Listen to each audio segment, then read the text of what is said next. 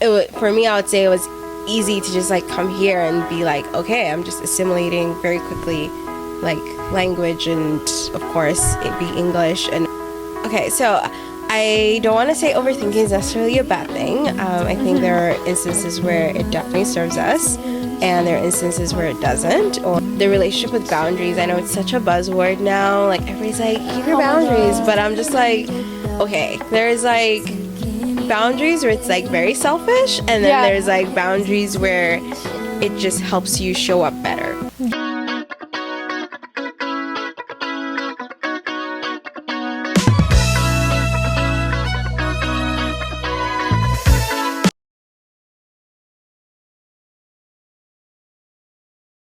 Hi. Welcome to the podcast. Thank you for having me. How's your day been so far? Busy, but I'm just excited. This is the last thing I get to do today, but it's also like a very fun, exciting thing to do. Yeah. So, yeah. So we'll start off a little bit with what you do. So Okay. You're a therapist, and you work specifically, I know you've been doing workshops and working with BIPOC people, and people that are in the LGBTQIA plus community. Yeah. So we'll start off with, can you kind of just tell people what the BIPOC community is? Okay. Maybe I should start with introducing myself as more. A therapist feels very like boxy as the one thing I do, but like I really like to identify myself as a multifaceted person because I have all these different interests. So being a therapist is one of them, but first and foremost I like to place my creative identity first, and then therapist, and then a researcher.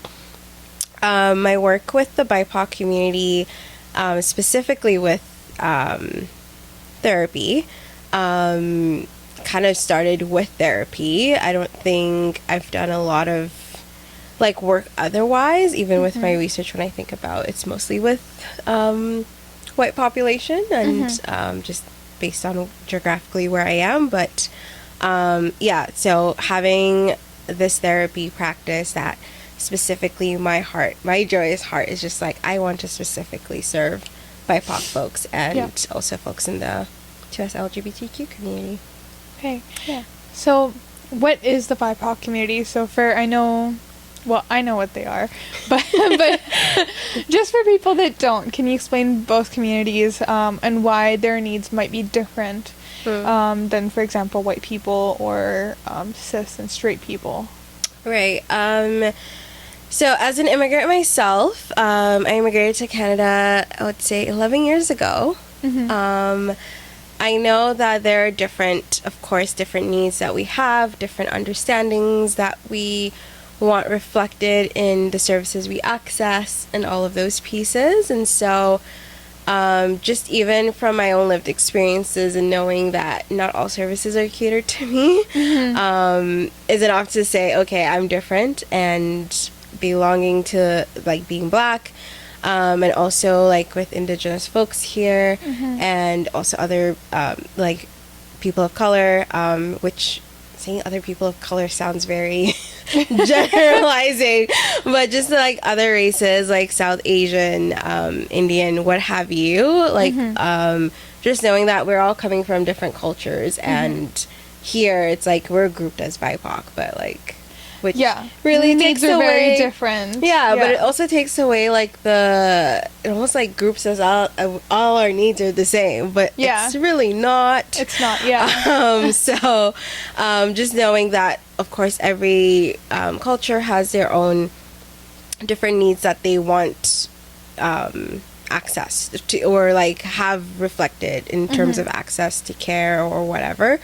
For specifically the queer population, of course, there's like different, again, topics that, or different needs that they have. And so I want to say that I don't do a good job at addressing like all the groups. I particularly know that I have my own lived experiences, and I really, with therapy, my approach is just like, you're the expert of you.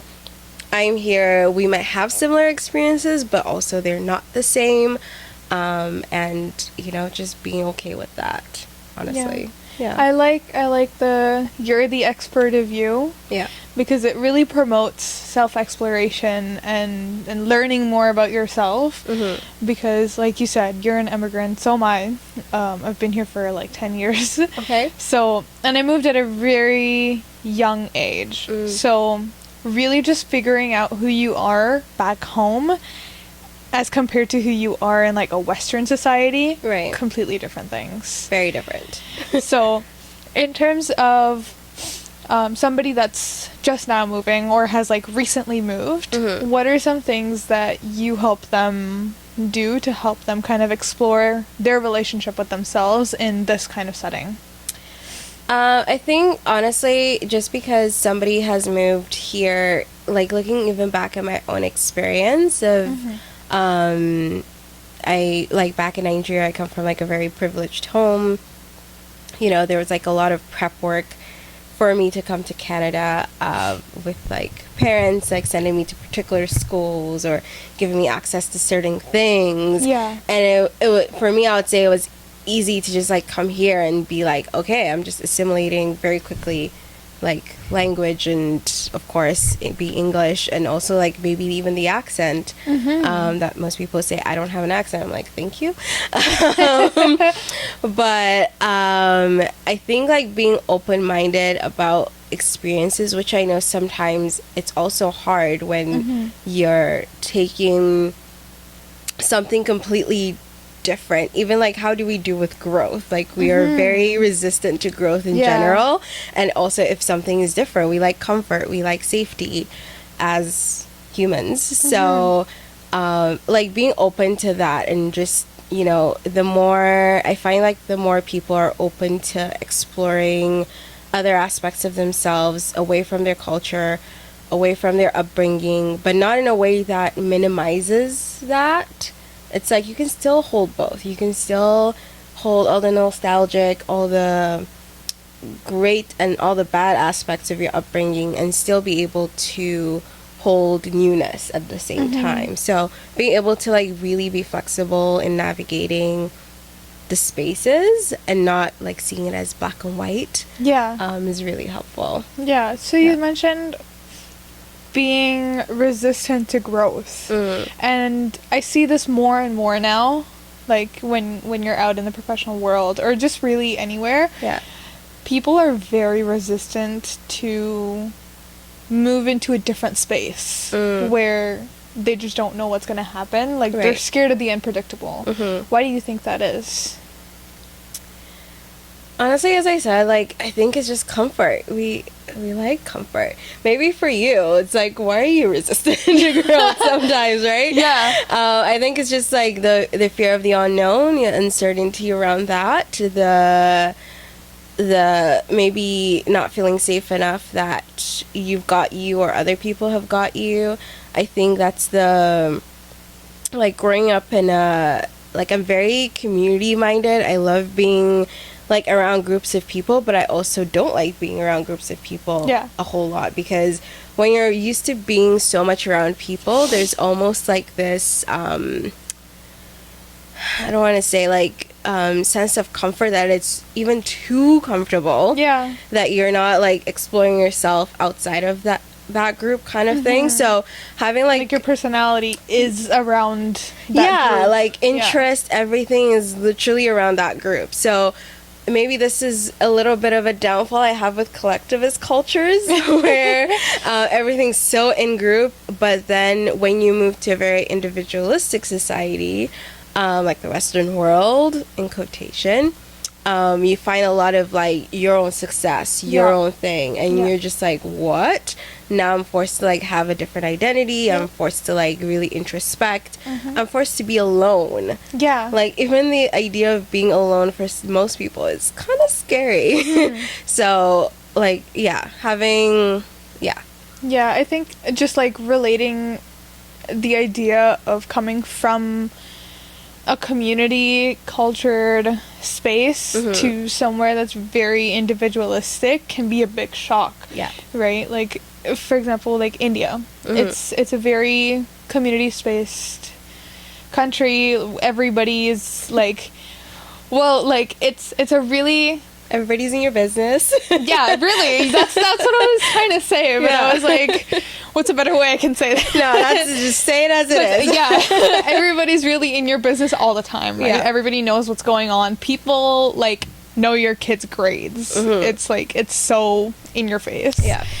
But then when you move here, the narrative is, like, completely different. Like, when we moved, people were, like, telling my parents, like, oh, kids don't support you when you're old. Like, they're gonna leave you as soon as they turn 18. And that's not the way that things are here. Yeah. I know, I live with my parents. I know multiple people that aren't people of color or, like, from marginalized places or from, like, places that are very community focused. Yeah.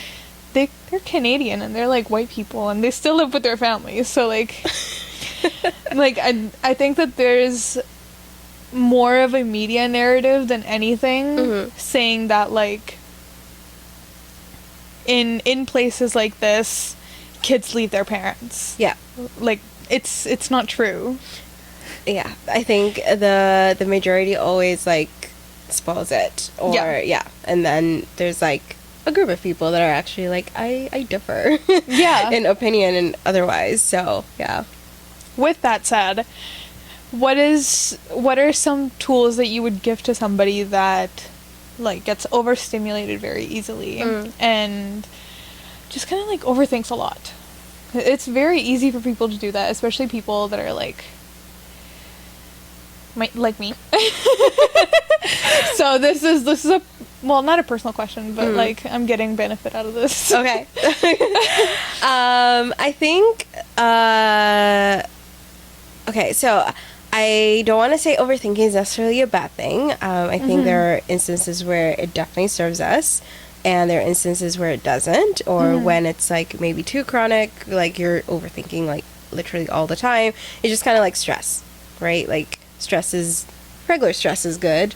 It gets you up in the morning, but, like, bad stress is, like, okay, bad stress.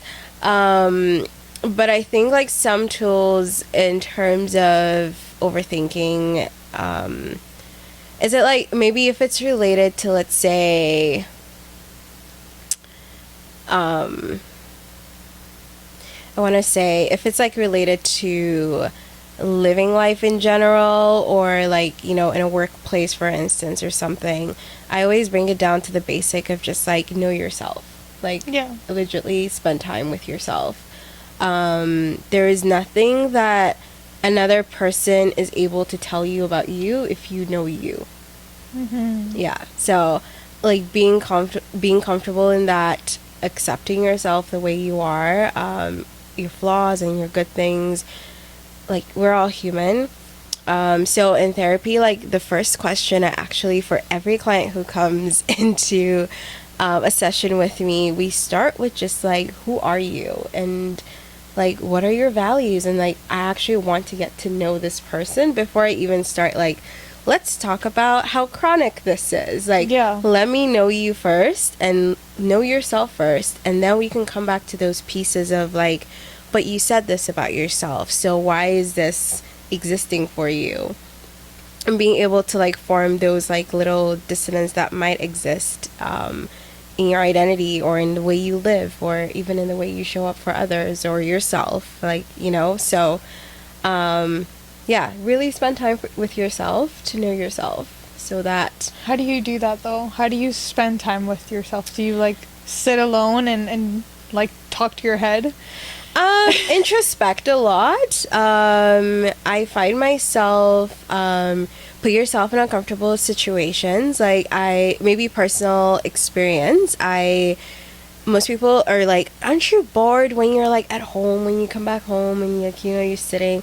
But I actually, like, spend time to just reflect over my day. Where would I have done better? How could I be better tomorrow? Or how can I better show up for myself? Or just even journaling. I'm not a fan of journaling, but it's a thing that most people enjoy. Journaling, doing, like, new things that you always wanted to do, like, especially if they scare you. Like, just do it. I remember the first time I went solo traveling, and I was terrified. I've never gone solo traveling alone somewhere, figuring it out, a subway system. And I recall on that trip, it was just like really trusting. Like, I went there scared, but when I came back, I had a little bit of a level of trust for myself. It's just like, you got the money to like figure it out, you know your name, you got your passport, like you're gonna be fine. Like, ask questions, or and so just putting myself even in that uncomfortable spot really showed me things about myself, of just like, hey, maybe you've been a little bit sheltered, maybe you actually like sushi, but like you didn't grow up with sushi. You know, just like little things like that. Or, you know, when you go to a tasting menu, you're just like, I don't know what I like, just feed me. And somebody like gives you food and you're just like, oh my god, this is so great. So like really finding, I pride myself in putting myself in very uncomfortable situations. When I find myself being too comfortable, I'm just like, I need to do something that will scare me right now. I think we're very similar in that sense, I feel like. And I've heard this from a lot of other people about me as well, and they say every time your life is going steady, you start something new. Oh my gosh, that's a very like accurate observation. I resonate with that so much. Why do you think that is though? Like, is it just because we just can't sit still, or is it something? I've heard both sides of the story. I've heard people say to me like, you're doing this because you're trying to run away from yourself. And I've also heard people say like, you're just very explorative for yourself. So like, what do you think it is? I think it's very explorative, like more than running away. There's like, if you have a problem and then you're trying to start something to run away from that thing, then yes, or like avoid that thing. But I think if it's just like a natural, like, okay, like I want to grow, so I have to put myself in something a little bit different to like explore another side of me, or you know, like even maybe like coming to Canada and knowing that, oh, you know, actually I do love snow sometimes, but like when it's like plus 10. But like if I didn't come here, I wouldn't know that. That's so true. Yeah, it's like, okay, move to another country and know. Recently I was actually in the UK, and I remember being just like sitting in traffic in my Uber, and I was just like, oh my god, now it's affirming to me that I don't like super big cities. Winnipeg's actually great. The fact that I can like have a cruise night and like not drive on the offense, like super great. So, you know, that was affirming for me, and something I found out about myself. Like, maybe actually I don't want to live in a big city, but I fantasize about it on TV. I'm just like, oh, what does it mean to live in New York? I think things are very like romanticized on TV and in shows. I know so many people that like that live alone, and it's a goal of mine to one day like obviously move out and live alone. Live alone. But I've heard from a lot of people that they're like, it's not fun. Like it can be so boring. Like there's nobody there to talk to you about anything, and you're like kind of running after people and like trying to call them and make plans.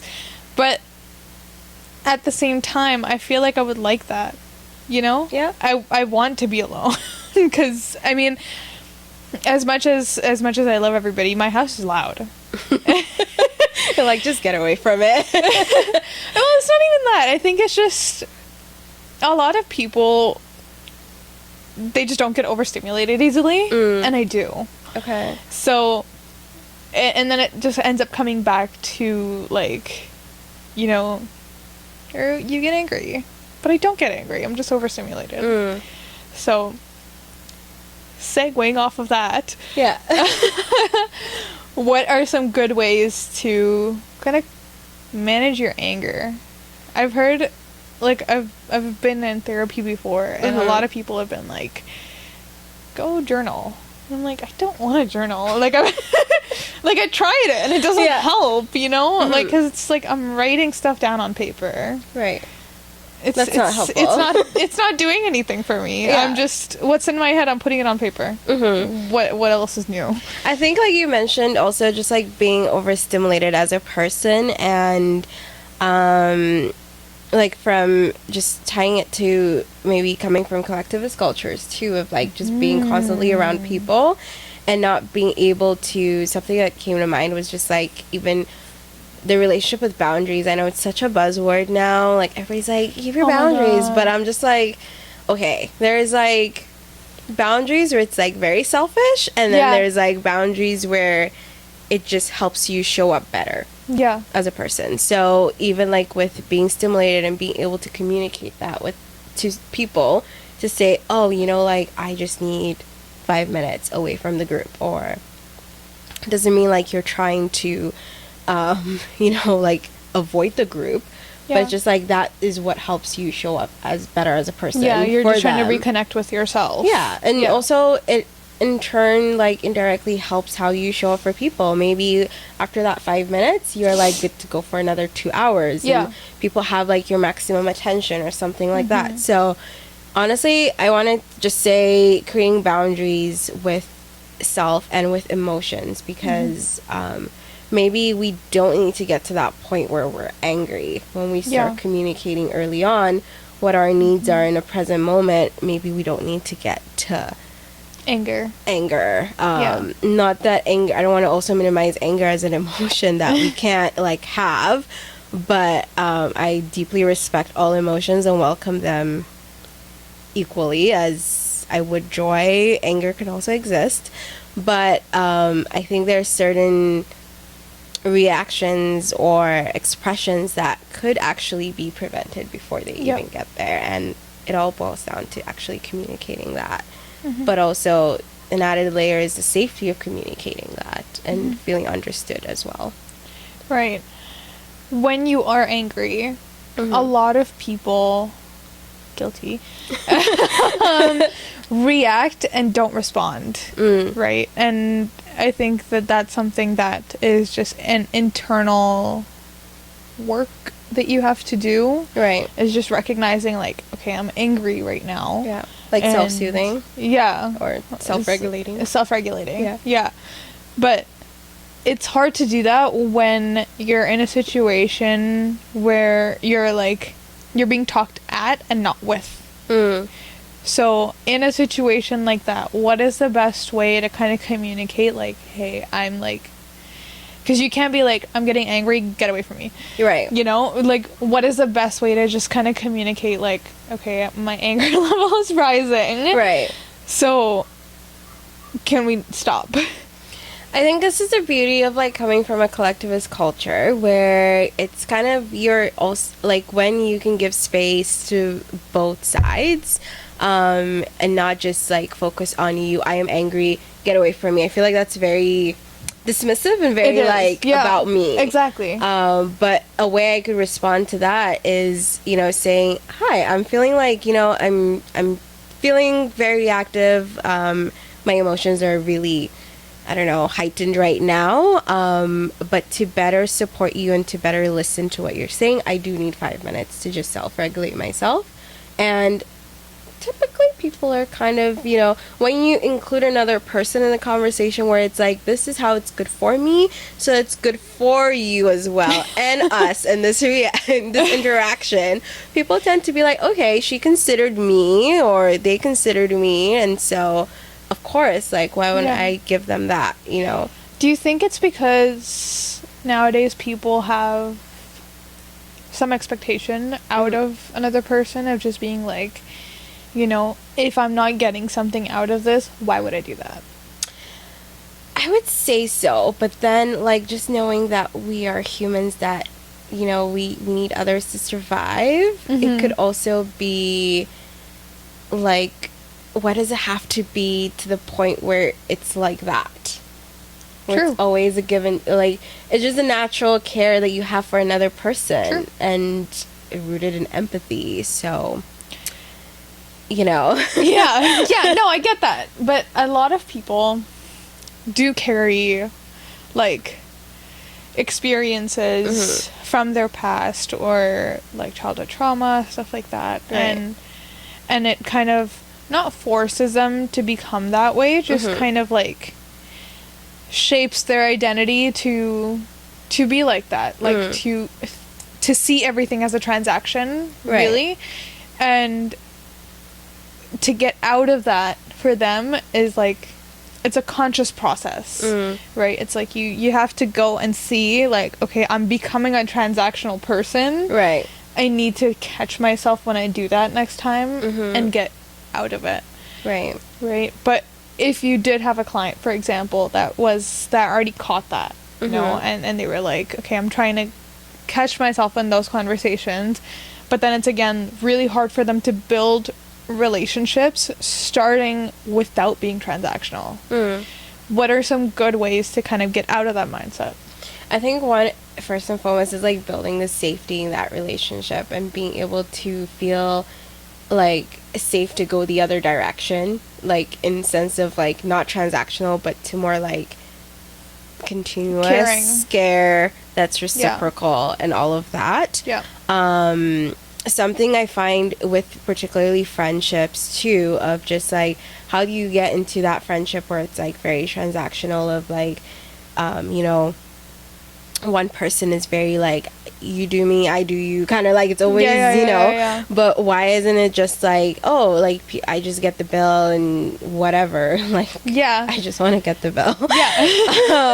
But also, maybe if you have a desired behavior that you want reflected in certain relationships, sometimes it takes you as the person who wants that change to start modeling that change for people. And just being like, hey, it's not really about this, or, you know, it kind of builds that conversation, even builds like the safety of like, oh, we can actually have that conversation. Even with friendships, I try to always tell people, not like to categorize people in your life, but which feels very systematic, but more like, know who can have certain conversations, know who your safe people are, know who could do the uncomfortable conversations with you. Like, there are people for that. Don't just assume like everybody in your life is the safe person, or everybody in your life can hold your emotions. Like, some people cannot with anger, some people cannot with even tears. Like, you just, okay, you're crying, I'm out. Right? So, like, really identifying people that you can, I think that's the beauty of community, of having different aspects of you that could be held by different people. Right? Like, not just like one person, and then giving them all the mental load of that, or emotional load. But just honestly, being able to establish safety first and foremost, even with conversations, is... What if you're in a friendship that started off with safety and became transactional? It's not, there's no confrontation or anything. Right. There's no like fights, no arguments or anything, but it feels transactional, you know, and it's not, it's kind of losing the safety, right? So how do you approach that conversation, especially with somebody that you know doesn't handle confrontation well, or like not confrontation, just doesn't handle hard conversations well. Right. Like, they take them very personally. I want to say start with a simple conversation, but I mean, I think it's creating also the setting up that conversation in a way that's not blaming, and like, you know, using more like, I appreciate when you do that, or like really highlighting the good aspects of it, but in a way that also massages your message. There's always ways in which you can communicate to someone for them to actually receive you better, unless like you've tried all the means and then they're just like, okay, they're totally just not getting you. But I think like even the simple tone of, you know, saying, oh, I think like our friendship is becoming very transactional and I don't like it. The other person's already on defense, and then they're like, well, okay, deal with it. Versus if you say, hey, I appreciate when you do this, and when I do this, can we do more of this? Simpler, just like a little bit more, to me that sounds a little bit more, okay, I see you, you see me, let's try something new. Like, there's an invitation. Yeah. Not just like, you do this, you're wrong. And and I've heard from a lot of people is like, when you're trying to approach conversations, instead of going you don't do this or you don't do that or you should do this, turn it more into us and like we can do this. I think that comforts the other person into feeling like they're not alone. Right. Because I feel like nowadays, well, it's not just even nowadays, it's just at any point, if people feel like they're being blamed for something, right, of course you're gonna get defensive, right? Yeah, absolutely. And that's a valid feeling. Yeah. And already in a world where like we overthink a lot of things, as you said, we're overthinking, we're hard on ourselves, we have social media that constantly tells us we're not good enough. The last thing you want in a friendship or in any relationship in your life is to be blamed for something. Yeah. Another topic I wanted to discuss with you. Right now, the world is upside down. And people have people everywhere. So, without actually taking names, there are countries at war, there's genocides, there's tariffs, lots of stuff. Going on. With that said, with a lot of people that are living here, they have people back home, right? And it can be stressful when you're not able to talk to them. What are some ways that you can kind of calm yourself down, really? Because I know for my community, there's a lot going back home.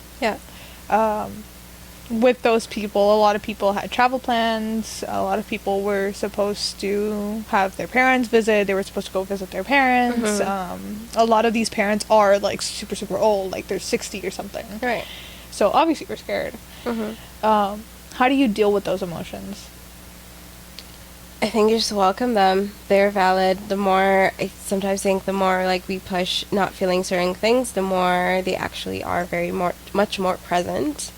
And a lot of the topics about like genocide and like, you know, just wars and like the conditions of things. I come from Nigeria, so it's another different conversation, but like just even knowing just the state of the country and like, you know, how people are surviving in the country and all of that. And then also like with tariffs and like all the things, like there's a lot of worldwide I want to call it like vicarious stress. And it's more like I feel it with my clients, and I take it on sometimes on top of my own stressors, and it's kind of interesting when people try to not like think about it, but I'm just like, in sessions I like to say, let's think about it, let's like talk about it. We might not be able to fix anything about this, but it's better than you just sitting and ruminating about it. Like, let's actually have a conversation and in a very safe place, or safe, and like not safe place sounds very buzzword, but just even talking about it in a way that's welcomed. And I have a lot of maybe friends that are directly impacted by the genocide in Gaza, and like just knowing even like when they talk to me about it, I don't have to put on like my therapist hat or like decide, oh, I'm putting on my friend hat. I'm just like, I listen to you, and I like just even getting somebody to just be like, I see you in your frustrations and I see you in this, but also, you know, like what are the little ways, not jumping to problem solving, but like what are the little ways in which you can contribute or you can do your part to make it a little bit better.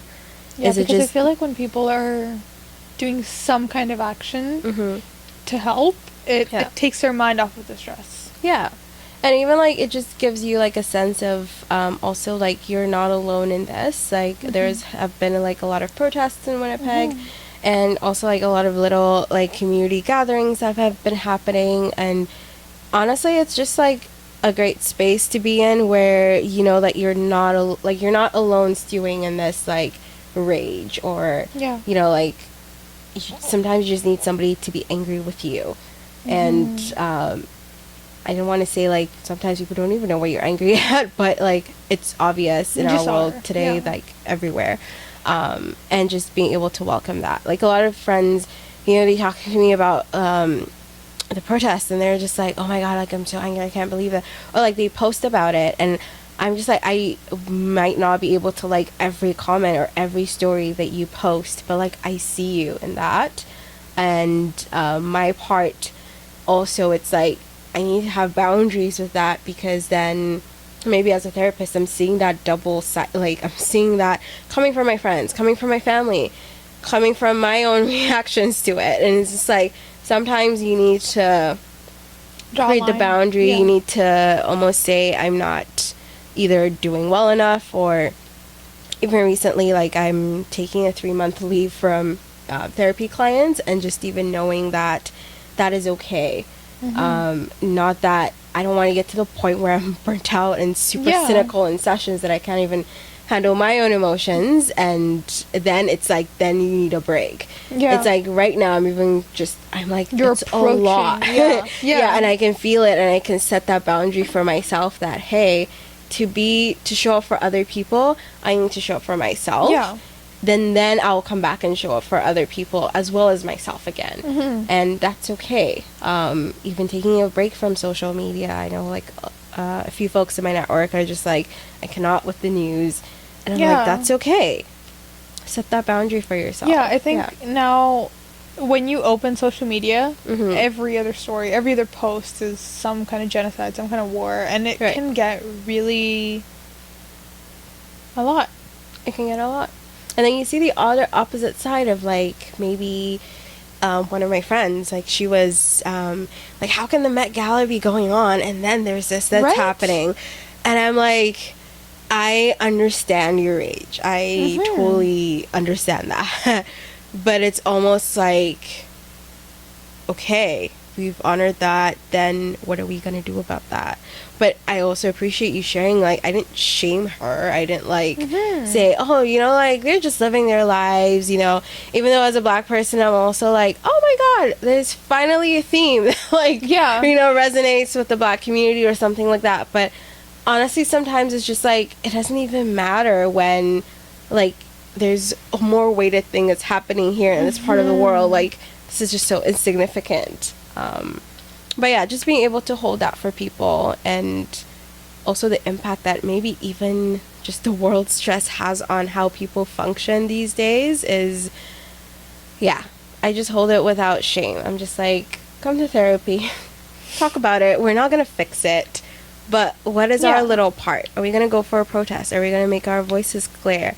Are we going to take a stand with something? Are we, like, what are the little ways? We're climate, how are we going to recycle? Or, you know, how are we going to make better choices with sustainability things? Or, you know, just what's your own little part? Yeah. That makes sense. I think with that said, though, for a lot of people, you can't do anything. There are places around the world that are being attacked or are at war, and there aren't any protests. Or even if there are, you're kind of against what's going on as a whole. You're like swimming against the tide. Exactly. So at that point, it's like, where do you end up? You know? So it's important to have, like, it comes back to community, right? It does really, really come back to having your group of people and knowing who it is that you can talk to, who it is you can depend on, and communicating that, like, hey, I don't want a solution right now. I don't want anything from you except to just listen. And that's all. And there is also power in that, even, like, just sharing our stories. As much as you said, like, there's no much you can do, but I always think there's something you can do.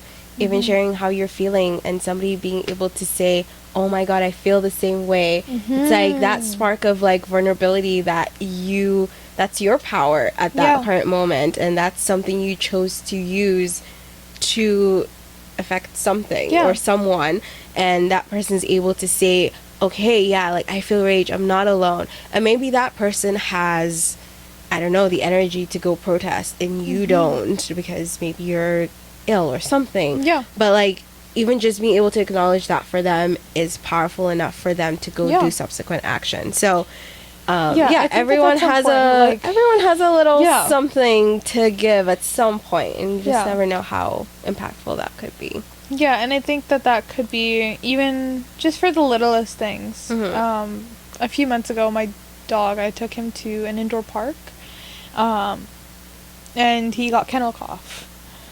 And he's fully vaccinated, thank God.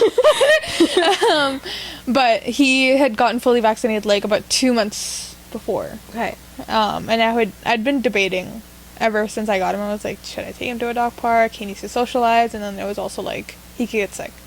Right? So I ended up taking him after he was fully vaccinated and everything. And he got sick. And then I had to take him to the doctor. And it was so painful hearing him cough and like sniffle, and because he's a baby. You know. So I ended up finding out more people that also went to the same place. Their dogs also got sick because they just, like, that place didn't check vaccination records. Okay. So, and nobody did anything. It was just really a group of people that kind of came together, and they were like, yeah, it makes me angry, you know? It's like, our pets are our children, and they should be valued just like any other place, you know? When there was COVID, a lot people checked vaccination records before you could enter the restaurant. Like, while all of this was happening, I was working at a restaurant, so we literally had to scan QR codes, make sure people's, like, health cards matched, and you know, if you're caring about people, you care about animals, like, all of those conversations were happening, so people found comfort in that. So it's creating community, creating those conversations, and finding your place and where you fit into this is very important. Yeah. Okay. Mic drop on that one. I think that this is a good place to end off for today. Okay. I do have more topics in mind. We'll come back again. We'll do a part 2. This is a very good chat. I feel like I find very just like drifting off the things. I wasn't really also sure, like, when you started with the BIPOC thing, I was like, okay, where are we going? And then it's just like, just going with the flow of conversation. It's that's what I want too, because it's like, it's not an interview. I'm not a journalist. Like, it's a podcast. Like, like, it's supposed to be a conversation. You're supposed to be comfortable. I'm supposed to be comfortable. People that are watching are supposed to listen to this and find their piece and where our conversation fits into their life. And I want to preface to say, like, with even podcasts, when I think about them and how, like, yes, there's some people that are huge experts in their field or whatnot.